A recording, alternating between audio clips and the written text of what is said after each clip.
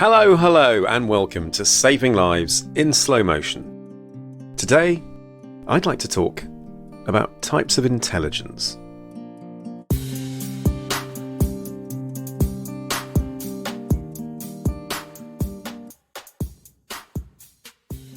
Now, I must thank Maura for this, who contacted me on social media very recently and suggested several topics, one of which was actually on emotional intelligence, and I thought I'd broaden it a little bit because I think intelligence is something that is very subjective in some ways in terms of the assumptions people can make, and also plays into every aspect of our life. And I remember years ago having a laugh with my brother and saying, do you think David Beckham is as clever as Einstein but in a different way? There's no right answer to that, but the point is there are different types of intelligence, and I wanted to just think about how we define it, what it means, can you become more intelligent, and what is a fair measure of intelligence, and does it matter, and also the different types, including interpersonal intelligence, which I guess you could call emotional intelligence as well, but there's also linguistic, mathematical, musical, all sorts. I think what's interesting is when you look at definitions of intelligence, and this is one from the dictionary, it's defined as the ability to understand and learn well and to form judgments and opinions based on reason. Interesting. And if you look at definitions of the word clever, they add in speed to that, to be able to quickly apply, learn or understand something. Now, the first thing I would say is that whatever we think of the word intelligence and its associations, and some of those associated words might include Oxford, Cambridge, professor, boffin, geek, rocket science, brain surgeon, these colloquialisms, certainly in the part of the world I've grown up in, give us some sort of bias towards what we think intelligence means. And I remember many years ago when we were at medical school, there was a chap who used to work behind the bar, and he said, you guys are just all so clever. And his reasoning for saying that was, he goes, because I've looked through some of these textbooks that you guys read and I can't understand a single word of what's in it. And I said to him, look, it's just because the words, once you know what the words mean, it's not that difficult. It's like learning anything. And so there is this societal priming around what we think is intelligence.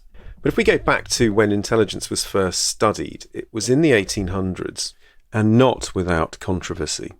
So one name you'll come across is Francis Galton, and he was associated with eugenics, which was a belief that intelligence varied between the races. Now that's now been scientifically disproven. But what's rather sinister is that back then and into the 1900s, not only was that theory peddled out in terms of science, it also changed policy. So, for instance, in the 1920s, the state of Virginia in the USA actually passed a sterilization act based on IQ. And the belief there was that intelligence was almost entirely hereditary.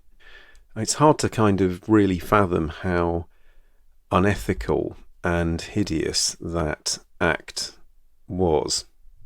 It's funny because the ideal intelligence test would be totally fair to all cultures and not have any bias, and that's really difficult because the people that make up the intelligence tests are from a particular culture, and so it's pretty difficult to compare different people's intelligence depending on where they are from and what their upbringing is like and what their cultural roots are.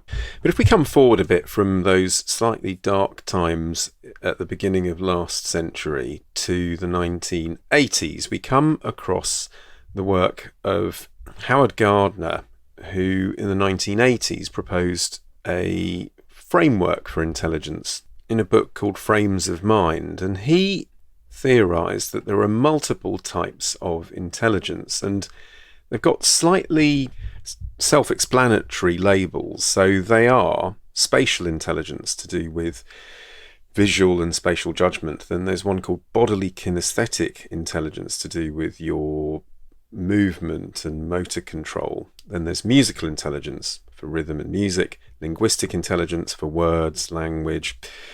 One called logical mathematical skills, pretty self-explanatory. Interpersonal intelligence, the one that I said earlier on was a bit like emotional intelligence, understanding and relating to others. Intrapersonal intelligence as opposed to interpersonal, and that's to do with self-reflection and introspection. And the last one he calls naturalistic intelligence, which is all about seeing patterns and relationships to nature. And the theory is that depending on where your strengths lie, you can tailor your intelligence, in inverted commas, to certain jobs or careers or university courses. Kind of makes sense. And I guess in a way, for yourself, it's quite nice to know that. The downside is that you don't want to write yourself off. And this is the thing that fascinates me the most. Can you become more intelligent? And the reason I ask this is that I'm sure some of you have experienced this, where you look at people you've known for a long period of time in your life and reflect on how they were when you first knew them. And this, I'm talking mainly about people that you've known from school or college days, and the way that they have either developed or the opposite since then. And I've got examples of both, where people had so much promise and potential and were essentially acing it in terms of being very bright at school, and then it all fizzled out. Or the opposite, where people were what is known as late developers. That's a sort of common parlance thing, isn't it? Oh, he was a late developer, he wasn't that great at school, but then he went to university and then really took off, and now he's got a PhD and this, that and the other. And the middle ground one, which is where someone was always quite intelligent, or seemingly intelligent, they've just steadily kept on it, and other abilities, like their problem-solving abilities, for example, have just got better and better and better, and they've become well-read. And one of my friends recently said to me, look, it doesn't matter how clever you are, one of the things that we all have the ability to do as human beings is learn, read, and gather information, and then you decide what you want to do with it. And I think that's true.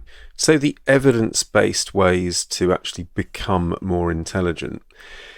I mean, this is a tricky one because it depends on which parts of the brain we're looking at, but there's one area called the hippocampus, which is the part of the brain that shrinks if you have Alzheimer's disease, and is really important for learning, memory, your sense of direction as well, funnily enough. So no surprise, exercise really helps support your hippocampus. The next one is getting enough sleep.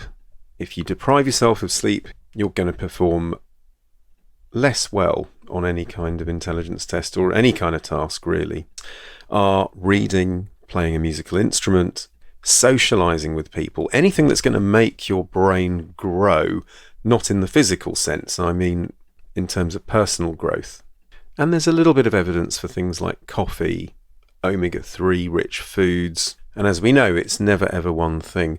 The other thing that's worth remembering is that your overall intelligence is made up of two sub-parts. One is called crystallized intelligence and the other is fluid.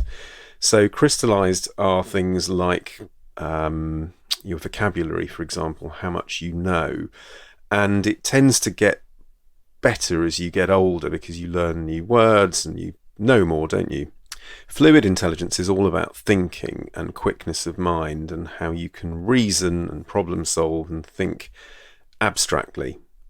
So this is one of the reasons why brain training, or anything that keeps you mentally agile, is likely to keep your intelligence level high. So there's a flip side to that, and that is that multitasking is really bad for our brains.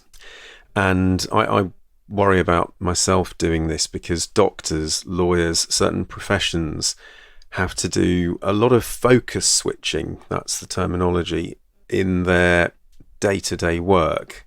And that is very stressful. So what one person thinks of keeping themselves mentally agile actually may not always be the case. Focus switching is really bad for us. I think when it comes to intelligence, it's like any other trait that human beings have. As time goes on, people who are consistent and have grit and continue on this kind of lifelong learning journey do relatively well. And that whole adage about, your brain's like a muscle, if you don't use it, you lose it. The research kind of shows that that's true.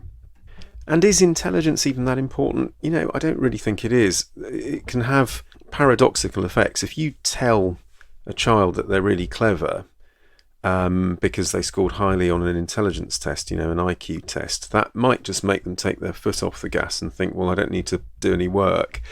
And so in terms of whether intelligence as a concept has any kind of role, I'm not too sure. I think maybe on an individual level, Gardner's frame of mind approach with the different types of intelligence is probably quite useful in terms of identifying your talent, if you like. But unless you do something with that, it probably doesn't mean a great deal. I think this also links into neurodiversity and the way that we measure things. There are so many different types of intelligence. How can you equate how one person calms an aggressive person down? That takes a certain type of intelligence compared to being able to do some complex integral in a maths exam at a top university. Of course, there are some miraculous stories, about children becoming chess grandmasters, or the story of Jason Arday, which I love. He couldn't read or write till he was 18, and now in his late 30s is a professor at Cambridge University. Incredible. But my question really is, how much of those stories is to do with grit, resilience, personality, rather than raw intelligence, And all things being equal, I do think that every one of us has potential. But rather than just relying on natural talent or ability, the hard work bit, yet again, as with so many things in life, is all important. One thing to leave you thinking about is the person who was purported to be the most intelligent person ever. And it was a chap called William Sidis, who was alleged to have an IQ between 250 and 300, which is, at the very least double more than someone who's incredibly clever already. So people like Einstein are meant to have an IQ of about 160. And there are some lessons here. The first is that intelligence doesn't always equate to happiness. He had quite a sad life before his death, withdrawing from society in a way. And the second is, apart from the fact that he could apparently speak 8 languages by the time he was 8, which is almost unheard of, there were some habits that he was famed for, and maybe we can learn from this. So number one is what we've mentioned already. He read and learnt a lot. Pretty obvious. Number two was he enjoyed problem solving. And again, this is something that is a marker of intelligence. Number three was taking a deep interest in the things that he liked. And of course, that makes sense. You're much more likely to be interested and involved in something that you enjoy. The fourth one was about independence, doing what you're doing despite what's going on around you. And the final one is razor sharp focus. How many of us struggle with that in this day and age? And that seems to be a pretty good formula for, hey, you know what, I don't want to even call it intelligence, but just maximising what your brain is capable of. I think that's a far nicer way of looking at it. Okay, so that was intelligence. I hope that was of interest and made you think a little bit. Perhaps you've got some stories about either yourself or friends or family. Do let me know your thoughts, and do let me know whether you want me to cover any other topics. In the meantime, do take care, stay well, look after yourself, and until next time, bye for now.